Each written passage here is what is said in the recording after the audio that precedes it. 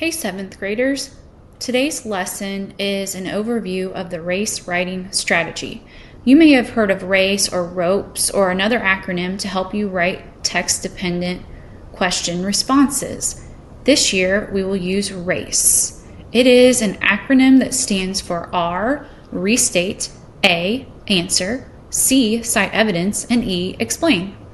When you are given a question based on literature, you can often use this strategy to generate an insightful response. It starts with a question. Our example question is from the dot. What is the theme of the dot? Remember that theme is the message or lesson learned. And our first step is R, restate the question.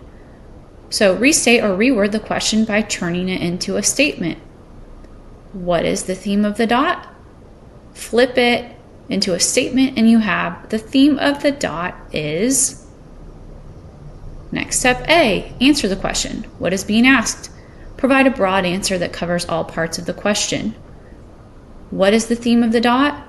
The theme of the dot is. Here's an excellent answer: to be brave enough to try something new. Combine the R and A to form a full sentence. The theme of the dot is to be brave enough to try something new. Moving on to our third step, which is C, cite textual evidence using a powerful quote. Prove the answer with textual evidence using a word-for-word quote from the literary selection. Introduce the quote by providing context clues, identifying the speaker, and listing the page or paragraph number. A powerful quote ties to and supports the answer. Here's our example. When Vashti doubts herself in art class, this is using context clues to tell us exactly what's going on in the story at the time of the selected quote.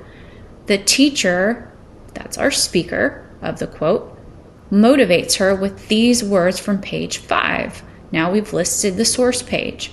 Here is the powerful quote chosen to back up the answer about the theme of the dot being brave enough to try something new. Word for word from the dot. Just make a mark and see where it takes you. E is the final step. Explain how the evidence supports the answer. Provide a thoughtful explanation that connects the textual evidence to the answer. Add your own thoughts, but stick to third-person literary present tense point of view. Use sentence starters like this evidence proves, this quote shows, this reveals, or this means that. So here I go. My explanation is taking my textual evidence and proving that it backs up my answer. I chose this quote shows that a single mark can be the starting point in building self-confidence, developing an unexpected talent, experimenting with creative risks, and sharing ideas with others. Vashti thinks bigger and bolder with each new dot, eventually encouraging a little boy to be brave in his pursuit of drawing. The simple yet powerful belief in an individual's potential passes from the art teacher to Vashti to the young boy.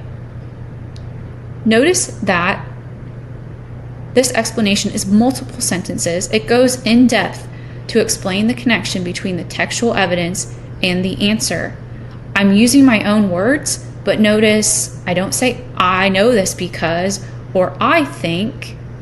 I'm using third person to explain how the textual evidence proves the answer.